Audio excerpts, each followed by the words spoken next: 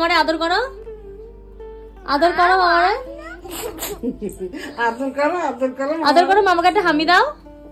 ওরে বাবারে, করলে মাথাটা।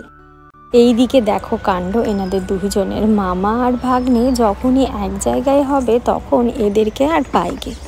বাবান আগে বলতে গেলে ওই সপ্তাহে মনে হয় 3 থেকে 4 দিন মামা বাড়িতে গিয়েই থাকতো, কিন্তু ইদানিং মামার বাড়িতে যাওয়া খুব একটা হচ্ছে না। সেই জন্য মামার জন্য এতটা কষ্ট হয় ওর, সে মনে হয় ও ছাড়া আর কেউ মনে হয় বুঝতেই পারবে না।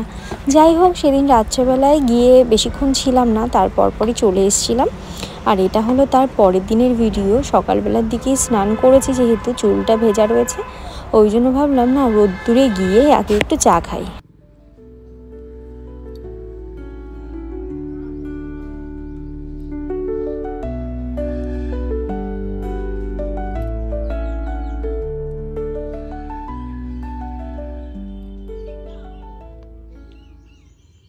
এই হঠাৎ করে শীত, আবার হঠাৎ করে গরম, এই করে করে শরীরটা যে এত খারাপ হচ্ছে সকলের।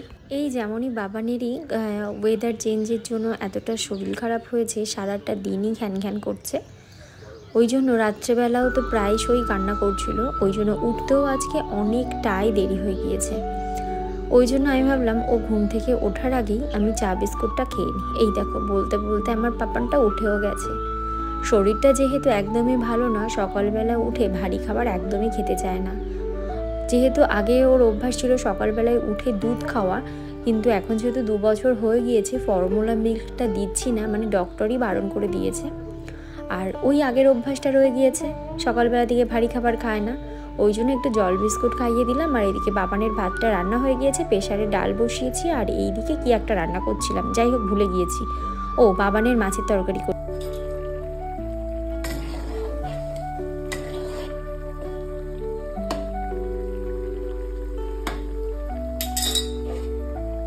আর এইদিকে সত্যি কথা বলতে এত ভালো লাগে মাঝে মধ্যে যখন বরমশাই রান্নার দায়িত্বটা নিয়ে নেন। যাই হোক, ওর হাতের মাটন রান্নাটা তো স্পেশাল আমার কাছে বরাবরই, কারণ এত টেস্টি রান্না করে, ভীষণই পছন্দের ওর হাতের রান্নাটা আমার। আর এইদিকে যাই হোক, বাবান এসে আমাকে এমনভাবে ধাক্কা দিয়েছে যে ক্যামেরাটা একটু হলেই পড়ে যাচ্ছিল। তো ওইদিকে কাঠের জালেই আজকে রান্নাটা বসিয়েছে, আর এইদিকে বাবানের যেহেতু শরীরটা খারাপ, ওই দেখো পড়েও গিয়েছে, মানে একটু হলে কড়াইয়ের মধ্যে আর কি পড়ে যাচ্ছিলো বলতে গেলে, একদম পুরো ওইদিকে তরকারি মানে মশলা কষাচ্ছে, আর ওই যে ইটটা রয়েছে ইটটার ওখানটায় গিয়ে মানে পড়েছে, ভাগ্যিস কড়াইয়ের মধ্যে গিয়ে পায়নি। ওর বাবা তো এই নিয়ে বকাবকি করলো যে ওকে ঘরে নিয়ে যায়, এতক্ষণ ধরে বলছি, কিন্তু ও না একদমই কোনো কথাই শুনতে চায় না। আর এইদিকে ওর মিমিও এসে গিয়েছে, তো এখন একটু গল্প আড্ডা হচ্ছে, চলো তোমরা একটু আড্ডাটা দেখো। না আসতেছে না, সুবলদা 7:30টার সময় ফোন করে অফিসে যাচ্ছি, আর আমার দিদিরা একদম এই ফোনটা তুই সুইচ অফ করে ঘুমাবি, ওই সুফলদা যারা ঘুমাতে পারতাম না একদম।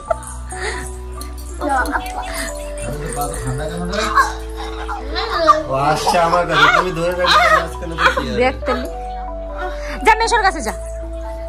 কই মেশো, কই কই মেশো, কই বল। আমারে মারবে বুঝছিস তাহলে স্বাধীনটা কিন্তু মারে না মনে হয় না, না ওরে শুধু এরকম করে ধরে আলতো করে দেখ তাহলে ধনেশ্বরী, আর আমারে খামচা মেরে ধরে একেবারে।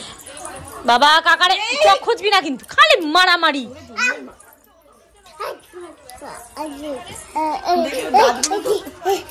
ঠিক পিঠের পরে দেবানি। ওই দেখ ওই দেখ ওই দেখ, ভাউ ভাউ আসছে ভাই। কি দাদা আইছে, এদিকে আয় তুই, শোনো আরে আয়। তাহলে কি লাগাইছে দেখো,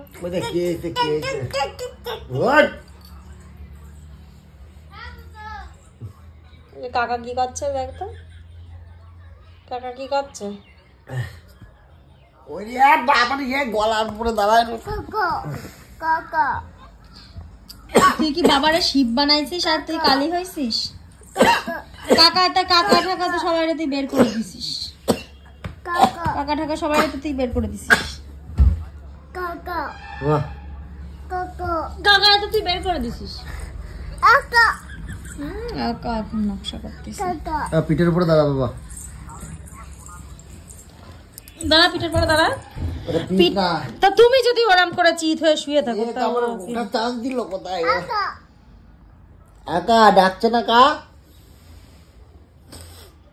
আর এইদিকে কাণ্ড দেখো আর একজনের, বাবাকে পেয়ে মানে সারা সপ্তাহে তো বাবাকে তেমনভাবে সারাদিন কাছে পায় না, পায় ওই একটা দিন রবিবার, সেদিন বাবাকে একদমই ছাড়তে নারাজ বাবান। আর এইদিকে বোন এসেছিল, গল্প আড্ডাও হলো, বেশ মজাই কাটছিল জানো তো। থালালা মুরগি খাচ্ছে বলো আমারে খাওয়াবো না? দীপঙ্কর আর সুমিত থালালা মুরগি খাচ্ছে। তোমার কি?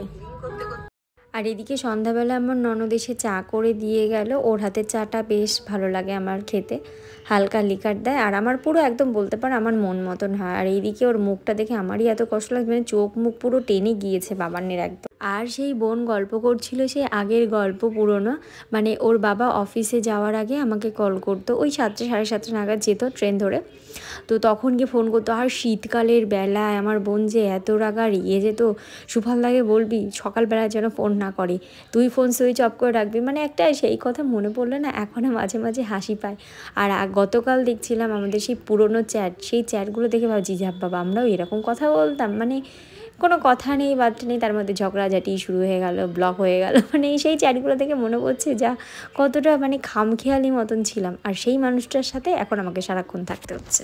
মানুষটা আর যাই হোক, এই চা যতক্ষণ থাকবে ততক্ষণ খেয়ে নেবে। ওই মুড়ি খাতো বাবা। আর এই যে আমাদের যে রয়েছে যে চা খাওয়া কি ভালো? তুই বলতো কোথাতে শিখেছিস? এরককম চা খোর হয়েছিস কেন? তোর তো মা বাবা কেউ চা খোর না, তুই এরকম চা খোর হয়েছিস চা কেন? দিতে চায় না বাচ্চাদের, কি বলতো বড় চার নেশা হয়েছে।